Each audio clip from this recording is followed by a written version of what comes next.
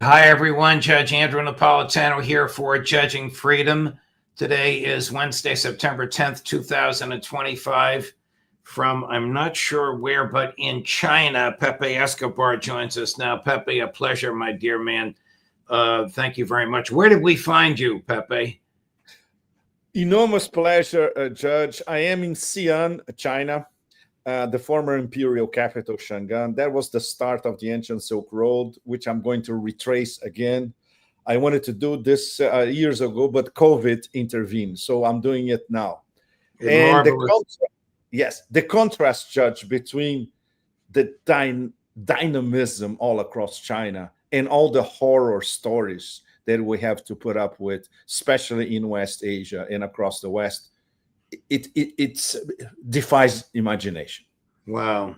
A historic trip. I mean, before I ask you about the history you observed in the past 10 days Yes.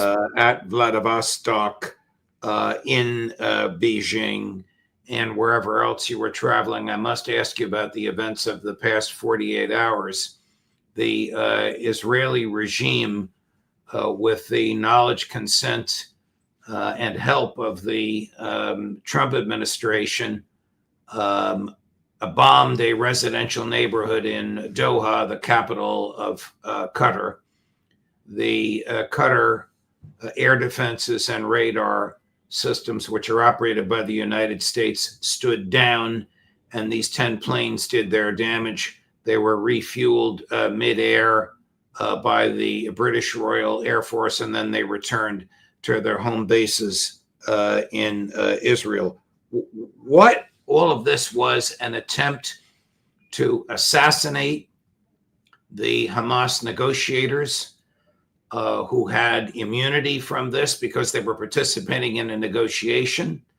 The negotiators were lured to their place of attempted assassination by the United States and by Israel. As far as we know, the assassinations were not successful.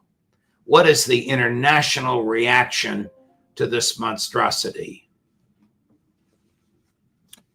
Well, once again, we have to go back to the warped logic of a death cult. They kill civilians, they kill diplomats, they kill negotiators, they kill health workers, they kill journalists. So in this case, they were killing negotiators in a sovereign in theory, Arab nation, with full complicity of the US. So in fact, once again, the US bombed itself. The so-called umbrella of protection over the Gulf petromonarchies, now it has completely evaporated.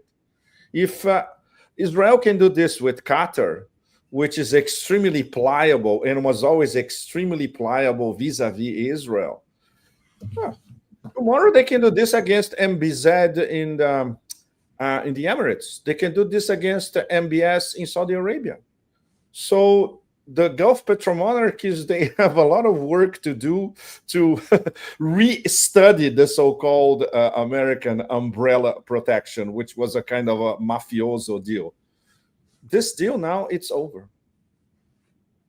Who would negotiate with the Israelis or even with the Americans after this? I mean, by my count, this is the third time the U.S. and the Israelis lured negotiators into a false sense of security only to try and kill them. They did this with Nasrallah in Lebanon. Yes. They did it with the Iranians, and now with Hamas. Who would trust the Trump administration, and who would be crazy enough to sit across a table from the Israelis? Absolutely. Well, in terms of Israelis, we can say the overwhelming majority of the planet. In the case of Trump 2.0, they already lost Eurasia, which is something that we saw last week in detail. And they are losing West Asia as well, especially the petromonarchies.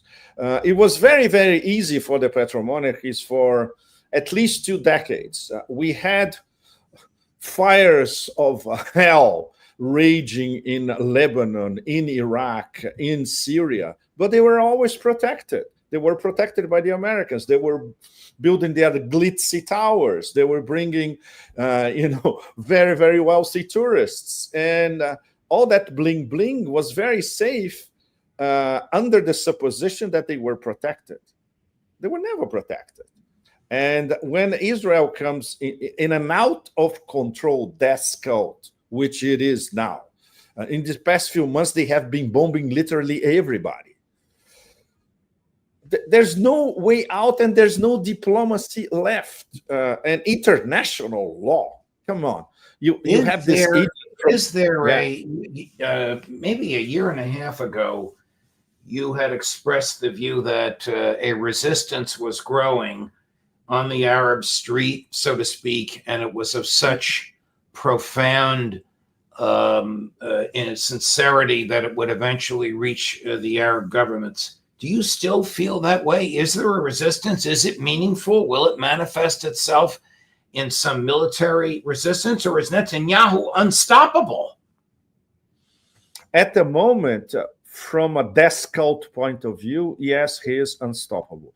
In terms of the resistance in the Arab street, if you talk to people in a cafe in Cairo or in a cafe in Amman, for instance, which are American protectorates, let's put it this way, we hear the same point of view that we hear in the spectrum of the axis of resistance. They totally understand what's going on in Gaza. They support Palestine as a whole. They know that this current incarnation of the death cult is the deadliest ever, and they are unstoppable. But the problem is this doesn't translate into their leadership in these countries. Sisi, or that little king in Amman, or the petro monarchies being forceful vis-a-vis Israel or the West, because they can do it. They simply can do it. They are powerless, essentially. So this dichotomy between the street and the palace, sooner or later, we're going to have to start reevaluating. The leaders are going to start to reevaluate that. But what are they going to do? Their weapons are Americans. Their systems, their defense systems are American. Their money is in the US or in London. There's nothing they can do about it. They are puppets. One last observation I want from you before we get to Tianjin, Beijing, and Vladivostok, and that is a fascinating statement made this morning by Viktor Orban about the future of the EU. Watch this, Chris, cut number 17.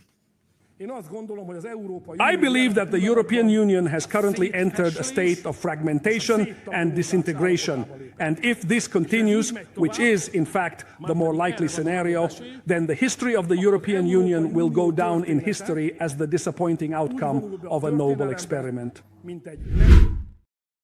Take into account that the fact that the French now have, or will soon have, their fifth government in 2 years, the descending popularity of Prime Minister Starmer in Great Britain and Chancellor Merz in Germany, where their numbers are down into the mid and high teens. In the US, it would be impossible to govern with numbers that low, but they have a different system.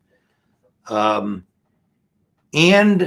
add to that their drumbeat, their fantastic drumbeat in support of Ukraine. Where is Europe going?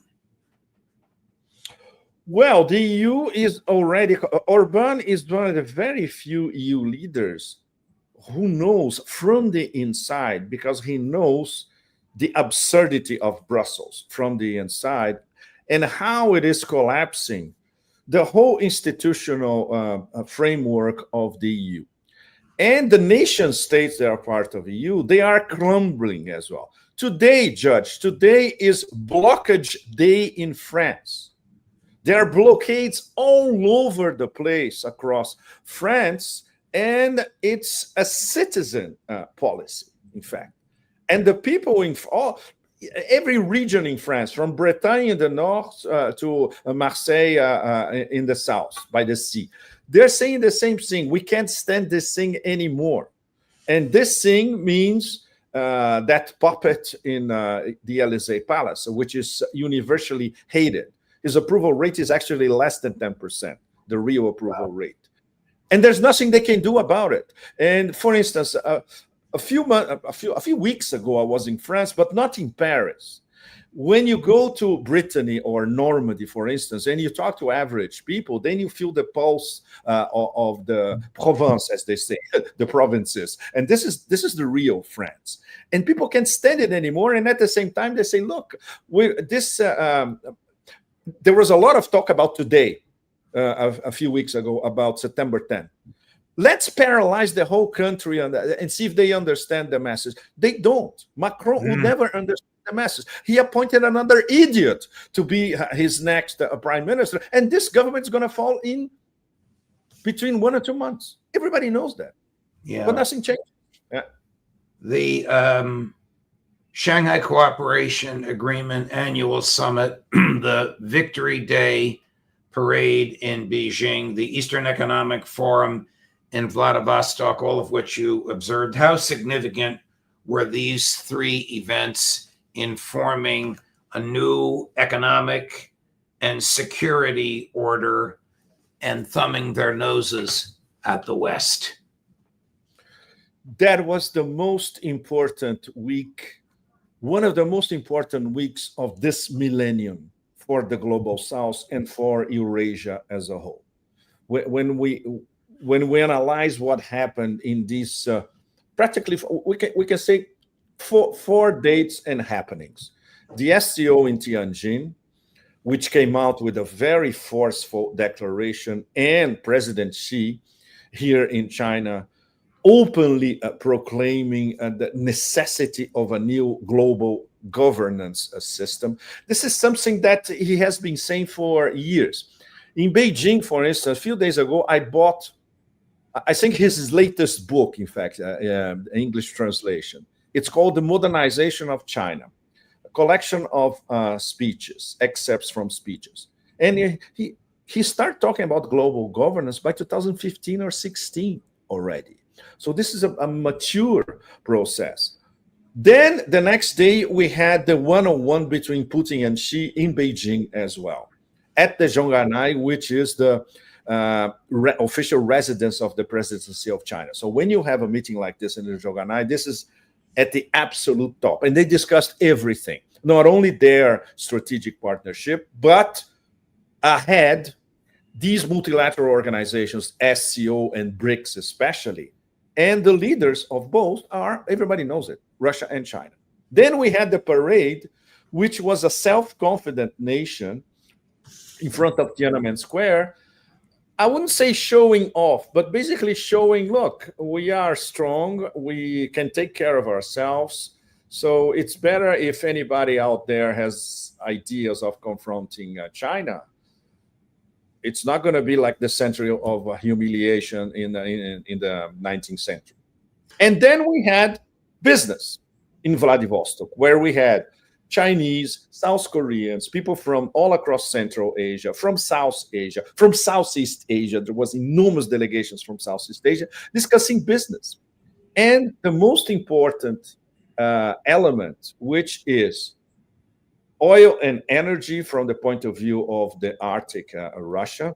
The Americans are interested. And connectivity corridors. And the most important one, which was defined by President Putin himself as the Trans-Arctic Corridor. It's going to be the Suez Canal of the 21st century, essentially. And this was discussed in detail in Vladivostok, Judge.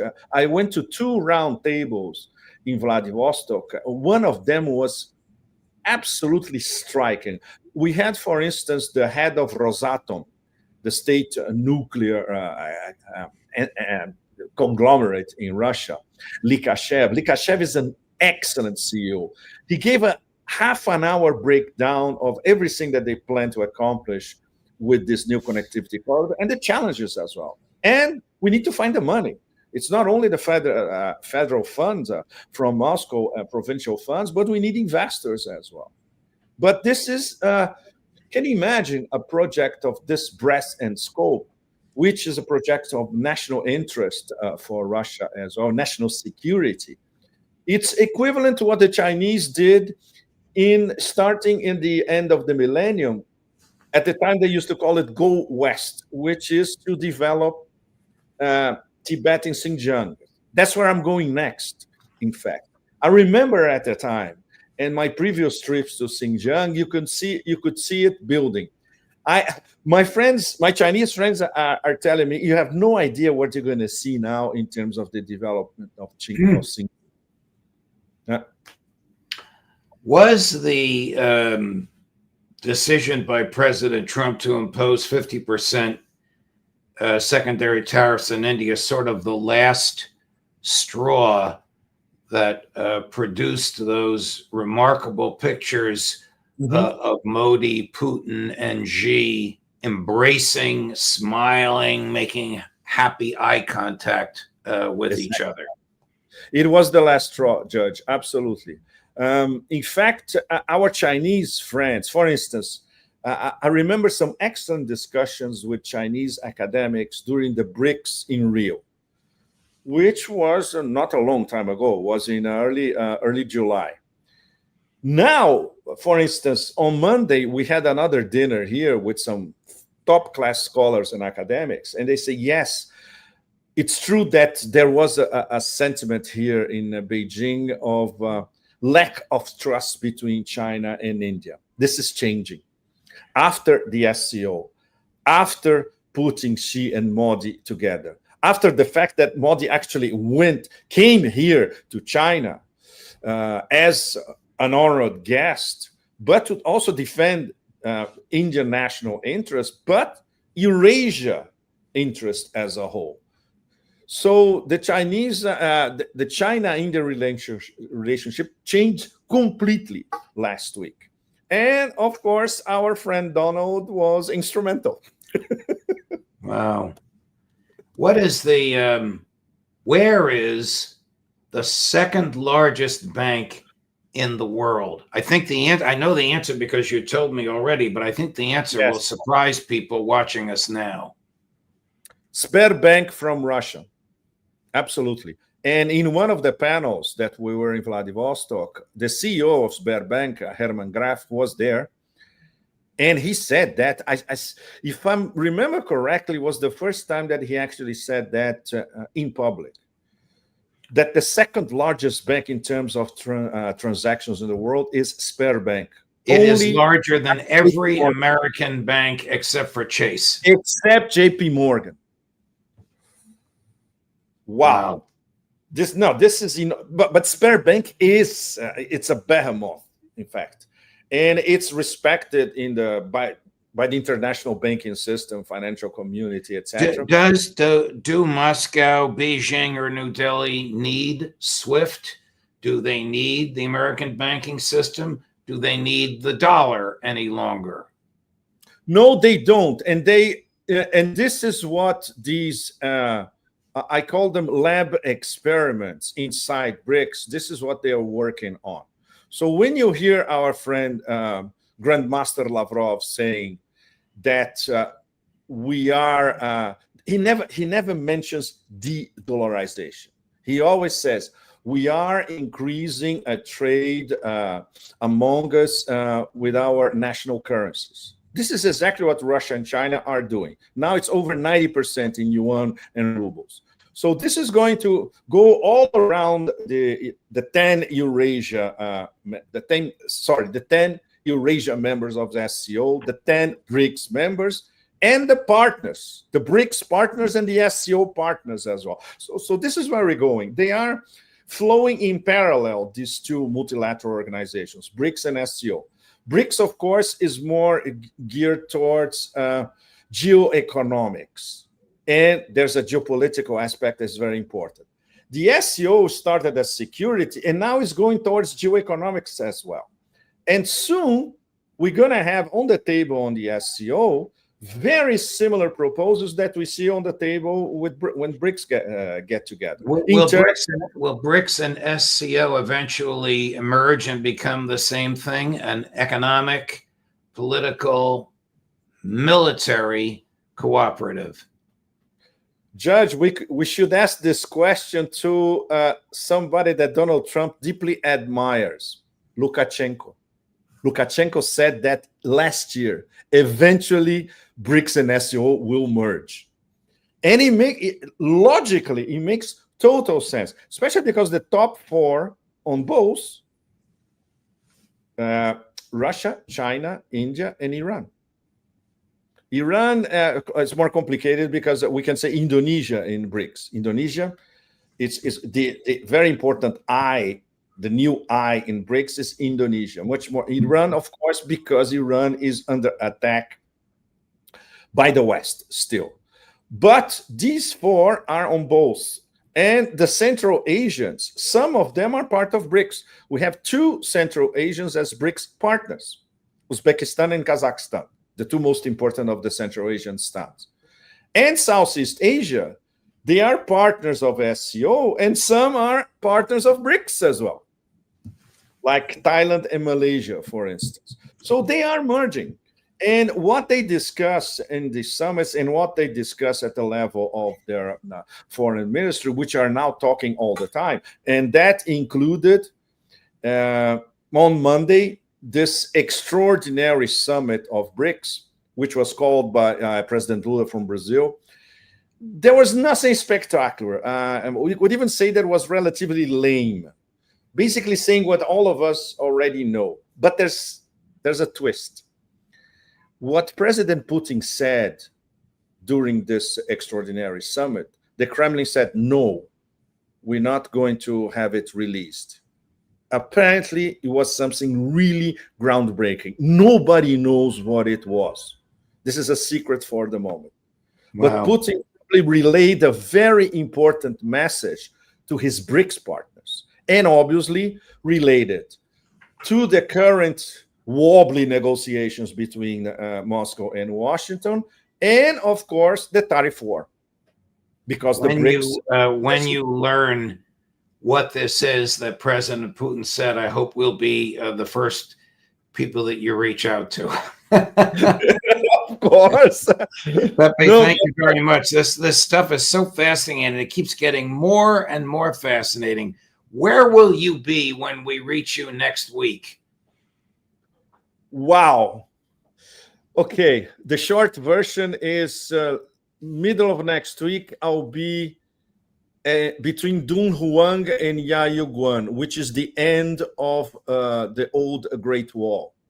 Because I'm traveling west. I'm following the old Silk Roads. They started here in Xi'an, and I'm going all the way to the China-Pakistani border, which is a trip that I did many times before. But this is the, let's say, the post-COVID SCO BRICS trip to the west of China to see how China developed the West. Let's not only this past 10 years, especially. Wow, fascinating. Yeah, it's fascinating. It is. Fascinating stuff. Please reach us if you have breaking news. Otherwise, we'll see you at your usual time next week, and we deeply look forward to it. Thank you so much, Pepe. Thank you so much.